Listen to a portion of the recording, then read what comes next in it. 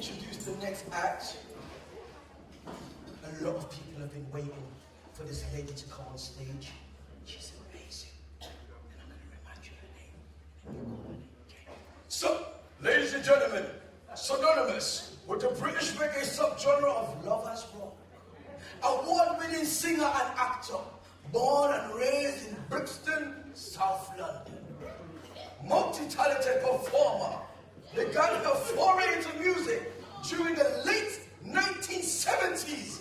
She was pioneering female presence in a male-dominated sound system. Ladies and gentlemen, I would like you to welcome the OG with a presentation and song, and her name is Lorna.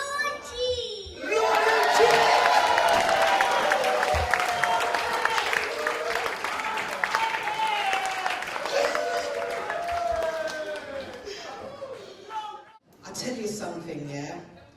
What a way to come out on stage here with lovely Kamaya introducing me. And I'll tell you something, let me tell you, because my talk is about follow your passion. And something happens between Kamaya's age and then when you get to like, I don't know, 19, 20, where that spark goes. Somehow that spark goes. You know, we've got all this passion, we've got all this fire, and it's like, yeah, look at this beauty that came out here. No inhibitions whatsoever. Long may you stay like that, my darling. You know? Long may you stay like that. And it's good because this generation, I know it's not the generation that says that when your child laughs, you laugh too loud and tries to dumb you down. So, stop trying to dumb the children down, man. Let them express themselves, innit? Like Kamaya. Let me tell you, it's really, thank you, Kamaya. Thank you so much. You've inspired me, my darling. You've inspired me because there was a time when that's exactly how I was. When we used to go to church and, my brother, was given like a poem to do, and I remember him going up. He was older than me, and he went up on the rostrum to do the poem, and he got stage fright, and he just couldn't do the poem. And I went up there. I was probably about 6, 7, and I went up there, and I just took the mic from him. When we eat or when we sleep, when we're out or chanting the board, let's all give glory to the God and live heavenly after. That was me, yeah. And after a while, you got this, you got it in you, and then after a while, something happens, and that's what I want to talk about today. Thank you for having me, first of all. I'm really, really glad to be here. Thank you, Judy, for getting me here. I remember a couple of years ago, I did it on Zoom, so now I'm here in person. Who was here that time? Yeah? All right. Remember that I know. Sorry. Okay, so, let me start by saying,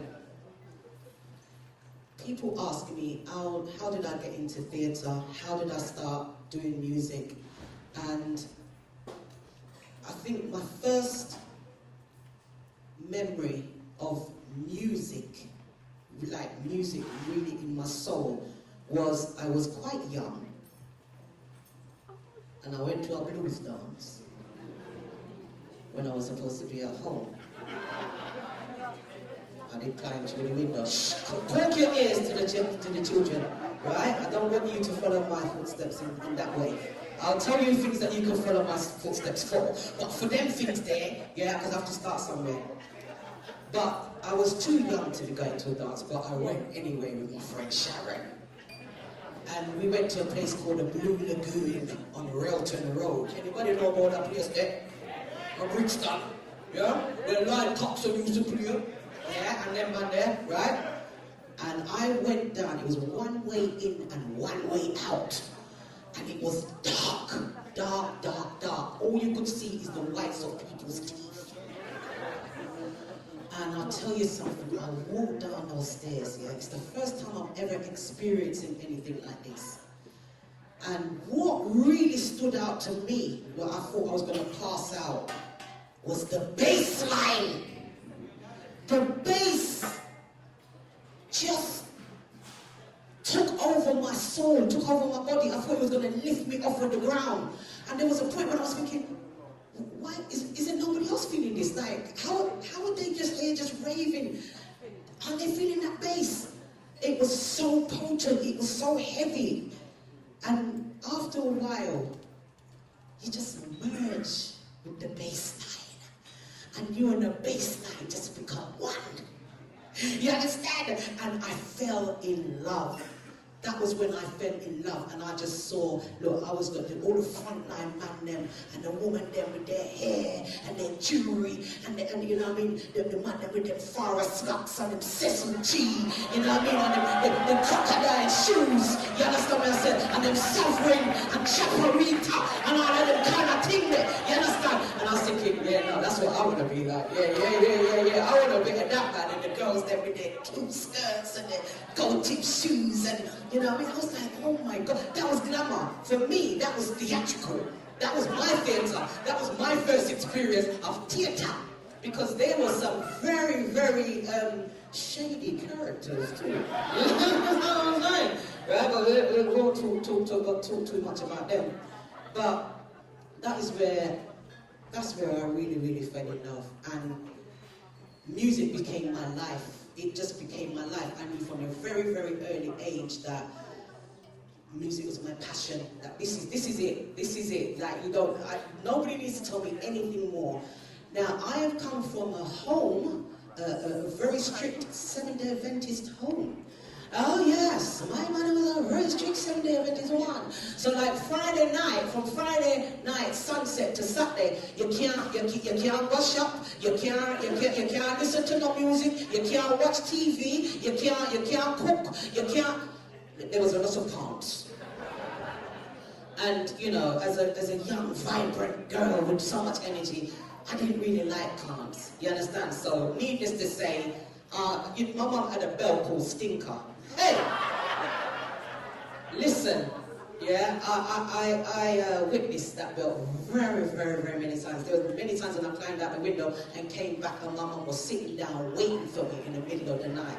Yeah, so I've been through it. I sacrificed my life for the music.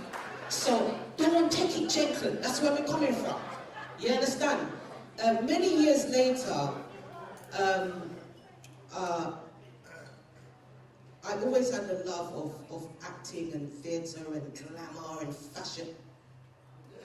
No, please, no applause, no, please. No, I'm not fishing for applause, okay?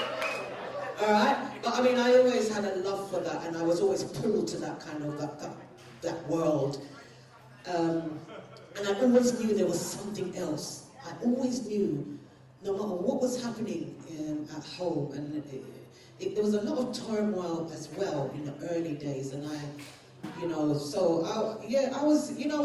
a bit of a rebel. I was a bit of a rebel, you know, in school, in the home, and yeah, I was a bit of a rebel because I always knew there was something else. And them used to call me the bad child. I was a bad one. I was a Jezebel. I thought my name was Jezebel for a long time. I thought that was my name, but you know what I mean? Yeah. So, but many years later, yeah, there's that passion. And people, that passion never goes away. Sometimes we have that voice in our heads. When we got that passion and that voice in our heads say, nah, don't do it. Because you're gonna fail. Because they're gonna laugh after you. Because it's not the right time. Because you haven't got enough money. Because you haven't got this and you haven't got that. And the voices are going in your head. And it stops us from doing many, many things. It stops us from living. If we really listen to them voices there, you know, because we really listen to the voice like, yes, you can do it. Even if you've not gone there before, somebody has, so it must be achievable. And there was a time in my life when I just said, I'm going for what I believe in. No matter what people are saying, and they were saying a lot, because there was a lot of stuff was going on at that time. But I had to live my truth, you know. When I was 35 years old, I was doing music for many, many years and traveling all over the world internationally. And I said, when I was 35 years old, I said, my son is now becoming a teenager. I need to be doing something else. I need to be doing something more solid. And my friend, my good friend Kofi, beautiful singer, who knows Kofi here, Black Pride, Kofi, and my sister in that, you understand? Right? So she was at my house, and she said to me, I said to her, wow, I feel like I want to do something, man. I want to do something more. I'm not going to be a 9-to-5er, because that's not me. No offense against the 9-to-5 people. Big up yourself. Yeah? Big up to all of you, and I respect what you do. I respect it, man.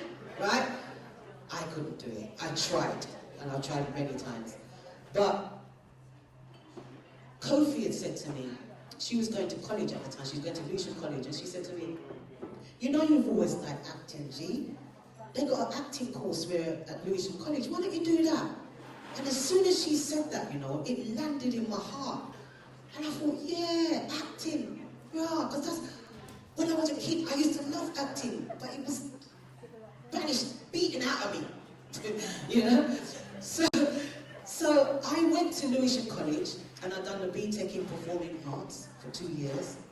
And my teachers were very, very supportive. And they said to me, you need to try out for drama school. I was like, drama school? I had no idea about drama school or that I could go at my age. I didn't know anything about that world. But my teachers, they supported me. We did one teacher called Mark Sell. I'll never forget him. Remember your good teachers. They're special. They are special. And this one teacher, Mark, he used to take time out of college to help me with my speeches for drama school. I learned the Titania from Midsummer Night's Dream. These are the forgeries of jealousy. And never, since the middle of summer, spring, met we on hill, in dale, forest and mead. Yeah, thank you. No, please, no applause. But he worked with me a lot. I mean, he met me in restaurants and all over, and we was, you know, and then also we wrote a piece called June Moon, which was like a comedy monologue. And I went and I auditioned. He said, audition as many schools as you can. And I auditioned, and I got into Webber Douglas Academy of Dramatic Arts. Thank you. In South Kensington, darling, okay? From Brixton to South Kensington, okay? And I went there for 3 years, and I started when I was 37, and I graduated when I was 40. And it's been an amazing journey since then. I got an agent whilst I was there, and I've still got the same agent. I've done a lot of beautiful work. I'm really, really happy and pleased that I was able to really follow that answered prayer. And it's because, I'm not going to say there wasn't struggles. There were so many struggles. And yes, the voice was there. And yes, the fear was there as well. But you have to move through that fear. You know, they say face the fear and just do it anyway. And I tell you, I do drama workshops, you know, and it's called Finding Your Passion. Everyone has a passion. No matter what it is, yeah, if it was from Kamaya's age, if she's got that passion, it's never going to go. It is never going to go when she's 20, when she's 30, when she's 40, when she's 50. It's still going to be there.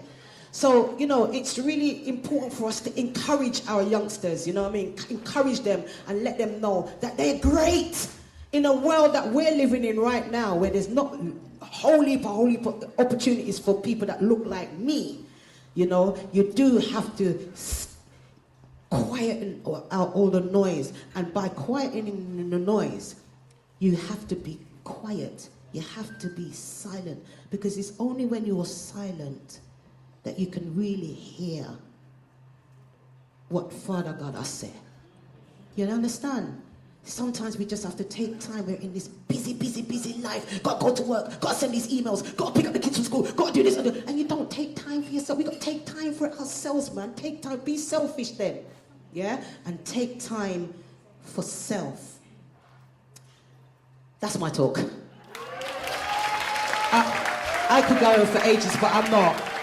What I'm going to do now, I'm going to sing a medley of some of my songs that I've sung over the years. One of them, I'm going to tell you about one of them. One of them is a song called Closet. And when I say that word closet, Lord and mercy, black people, them afraid of the word there, you know. I tell you the truth, especially black people. Yeah? And I'm gonna tell you why. For me, closet means getting out of whatever situation you don't want to be in. Getting yourself out of that and breaking yourself free and standing up and owning your space. That's why I wrote the song. But, hey, little did I know that and my backing singers over there will tell you we've had some beautiful shows. We did the Lambeth Country show, which I curated a lovely show for. We did the Pizza Express. Now the band that we was gonna play with, when they heard my song Closet, them said them can't play the tune. And they told me that we're really sorry, you know, we love you and everything, Lorna G, we respect you, but we can't play the tune. I said, what are you talking about? Well, because of the connotation, you know what I mean? We don't want to associate ourselves with God. I said, you got 2024, and these things are happening. 2024, people are trying to gag me for my tune. Well, let me tell you something. Me out, me proud, me loud, and a tune called Closet. And it is and you can take it however you want to take it, whatever situation you may be in.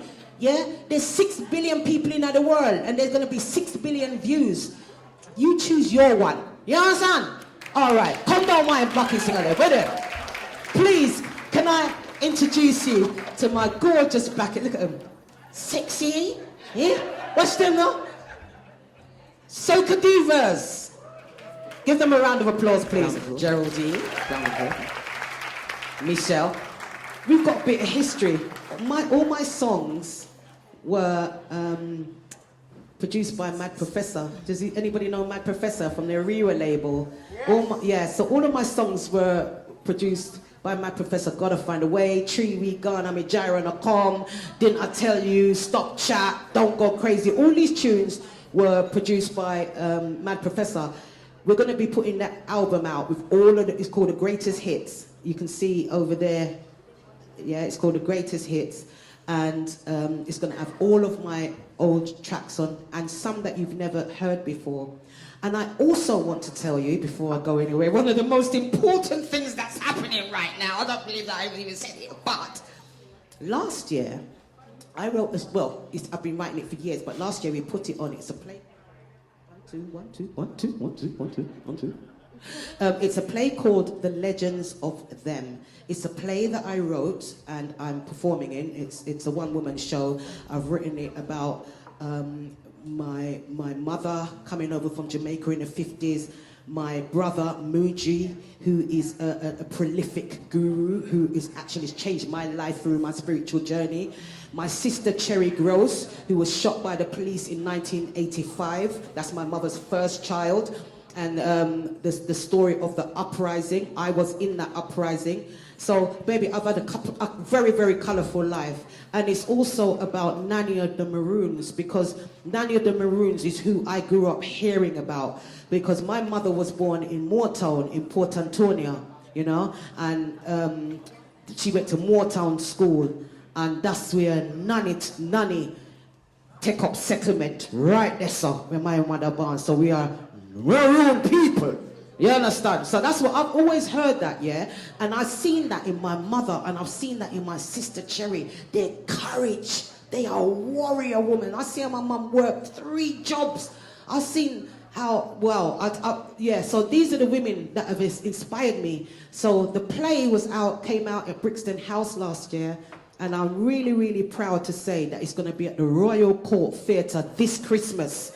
So, yeah, I'm really, really happy about that. So we've expanded the show.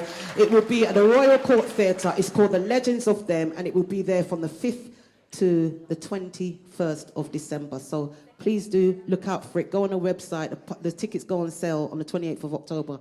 So DJ, let's go. Let's sing a couple of songs, yeah? And we need some real volume. So if you remember these tunes, yeah, this was a great Fabian, this tune. We need some volume, though. Wave your hand. Wave your hand. Wave your hand. Oh.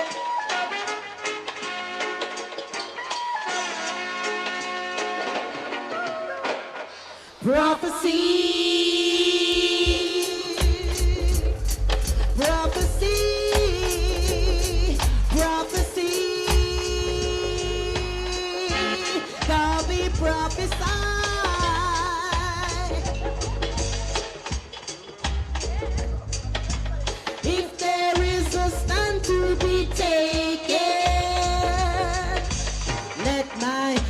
people be forsaken. If there is a man to be blamed, let the politician be named. People heed the call. Our backs are now against the wall. Our backs are now against the wall. There is no redemption inside until we people have our right. Careless feeling burn through the night. Babylon won't sleep tonight. People heed the call. Our backs are now against the wall. Yes, we're living in the prophecy. Yes, we're living in the prophecy. All right, this one is called Closet. Listen out, it. Yeah, we're getting pretty this year. We're stepping out this year. And we don't care. There's no time for no fear, man. Just be you, be your authentic self. And don't care about what anybody wanna sing. Here we go. Closet, stepping out of the closet. Coming out of the closet. Closet, no more hiding. Closet, stepping out of the closet. Coming out of the closet. Closet, no more hiding. Stepping with the foot firmly on the ground. Head forward and me not turn around. Any clothes when me just kick that down. With a smile on my face cause I love all around. I know, it's not simple. Take care of yourself, be gentle. No more suffering, struggle or strife. Are you on the key to your life? Closet, stepping out of the closet. Coming out of the closet. Closet, no more hiding. Closet, stepping out of the closet. Coming out of the closet. Closet, no more hiding. What you really want? Tell me what you want. Are you stop yourself? Cause you said that you can't self-talk. I am and I can and I will and I know I'm enough of it now. It's time. Time to make up your mind. This is your time to shine. No more struggling, struggle and strife. Are you on the key to your life? Closet, stepping out of the closet. Coming out of the closet. Closet, no more hiding. Closet, hey, stepping out of the closet. Yeah, coming out of the closet. Hey, closet, no more hiding. People, it's time. Time to make up your mind. This is your time to shine. No more hiding. Time to make up your mind. This is your time to shine. No more hiding. No more hiding.